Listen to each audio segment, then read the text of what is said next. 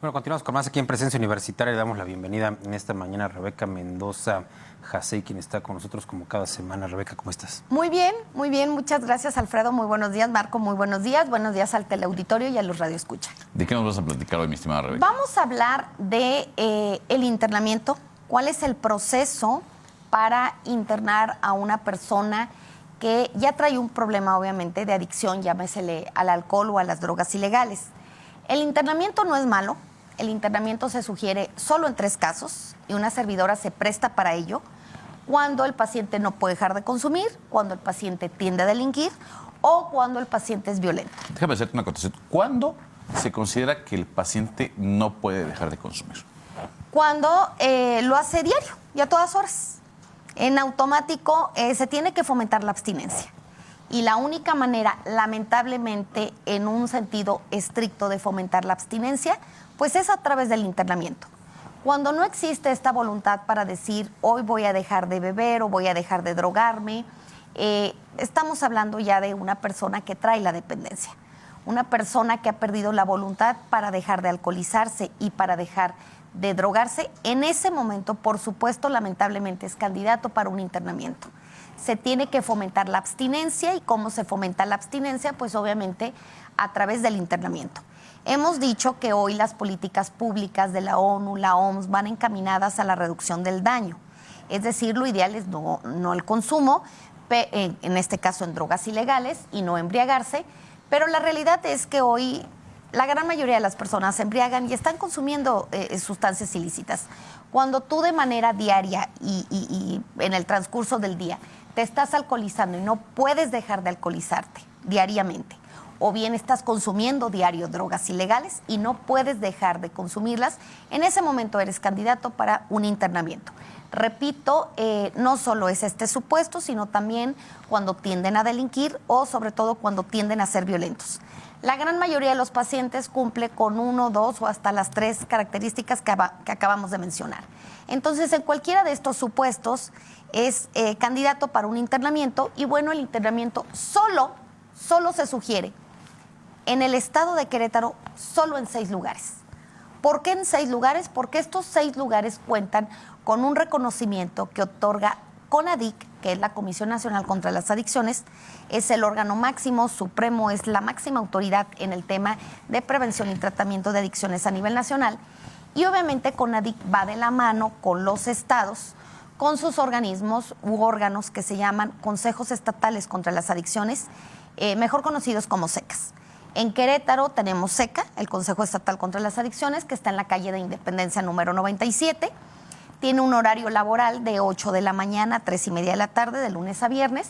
Y bueno, es a través de los SECAS que la ciudadanía, las personas interesadas en el tema de los internamientos, pueden acercarse al Consejo Estatal contra las Adicciones para solicitar el directorio, ahorita en electrónico, porque no hay un directorio impreso, el directorio donde aparecen estos 6 lugares, que repito, son los que cuentan con este reconocimiento a nivel nacional para cumplir.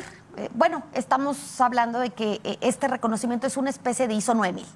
Es una especie de ISO 9000, da la garantía a las familias y sobre todo a los pacientes de que ahí se va a recibir un correcto y un adecuado tratamiento de rehabilitación, pero lo más importante, que va a ser conforme a los derechos humanos.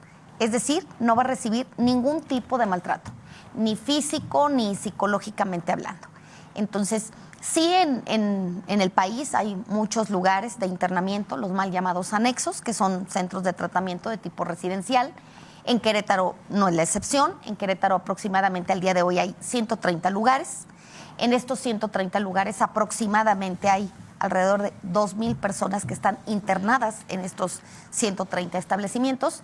Pero repito, de estos 130 establecimientos solo se recomienda y solo se sugiere 6 lugares. 6 lugares que cumplen con lo que establece la norma 028 en materia de salud. En un tratamiento de rehabilitación son varias normas oficiales de acuerdo a salud. Sin embargo, el eje rector y la columna vertebral en un proceso de rehabilitación es la 028. Es fundamental, repito, acercarse al Consejo Estatal contra las Adicciones para solicitar este directorio. Una servidora hace mucho hincapié a las familias, a los pacientes, a los interesados, que lo ideal es que se den el tiempo de conocer estos lugares físicamente. Es que luego, ¿sabes qué pasa? Tienen la premura, la desesperación de que ven a su familiar que no puede ya abstenerse. Y creo yo que esa desesperación, esa premura, los lleva a tomar decisiones muy precipitadas. Así es, Marco, pero también he visto que no solo es el tema de la premura, hay mucha ignorancia en el tema y sobre todo, ¿por qué no decirlo? No le quieren apostar recurso económico a un tratamiento de rehabilitación. Es caro el recurso. Claro. Lamentablemente un proceso de rehabilitación te cuesta por lo menos 30,000 pesos. Pero a ver, ¿qué hace una familia de escasos recursos? Buena pregunta. Donde quien está inserto en la adicción es el proveedor, y si internas a tu proveedor, ¿qué haces? Buena pregunta. De ahí que una de las políticas claves en los estados es la intervención de los gobiernos. Es decir, debe de haber recurso público destinado para los tratamientos de rehabilitación. No el pago en su totalidad, porque también la experiencia nos ha enseñado que no es bueno también darle al ser humano todo gratis. Le debe de costar. Y más en un proceso de rehabilitación, esto es un proceso de aprendizaje no solo para la familia, sino también para el paciente. Entonces, es importante que los gobiernos hagan políticas públicas, creen políticas públicas, obviamente encaminadas a el apoyo de la salud mental y sobre todo en el tema del tratamiento de adicciones. No las hay en nuestro estado, lamentablemente, y bueno, me queda claro que el recurso económico nunca va a ser suficiente, pero de aquí la importancia que la sociedad, las familias, también cooperemos, Marco, porque hay lugares, por ejemplo, como San Miguel de Allende. San Miguel de Allende, en el tema de la seguridad, las comunidades extranjeras se reúnen con el presidente municipal y le dicen, ¿cuál es tu problemática? ¿En qué te podemos ayudar? Y la comunidad extranjera se mueve y reúne recurso económico para ayudar a trabajar al presidente municipal. En nuestro estado, lamentablemente, o en la mayoría de nuestros estados, nuestros municipios en el país, no hay esta parte de acercarnos con nuestros gobernantes sin importar el color. Aquí es muy importante hacer ver que las problemáticas en nuestros municipios, en nuestros estados, debe de haber más empatía. Yo creo que lo peor después de la ignorancia que puede haber en una sociedad es la apatía.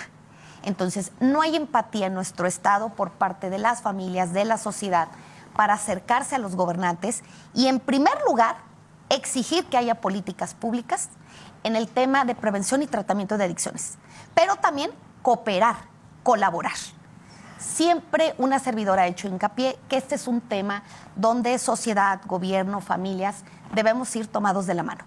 No todo se lo podemos dejar al gobierno, pero también, en una opinión muy personal, no veo participación ciudadana donde se exija y donde se quiera cooperar en el tema de tratamiento y sobre todo prevención de adicciones. Se nos termina el tiempo. Muchas gracias. No, al contrario, repito, acercarse al Consejo Estatal contra las Adicciones para este directorio en electrónico y el teléfono es 212-0408 y mi celular, estoy también por WhatsApp en el 442-204-7060 para dar siempre una asesoría, una orientación siempre oportuna y lo más importante, gratuita. Entonces, no hay pretexto para decir no sé a quién o a dónde acercarme y la semana que entra vamos a hablar de inteligencia. Perfecto. Muchas gracias. Gracias, al contrario. Bonito Pausa y día. regresamos con más.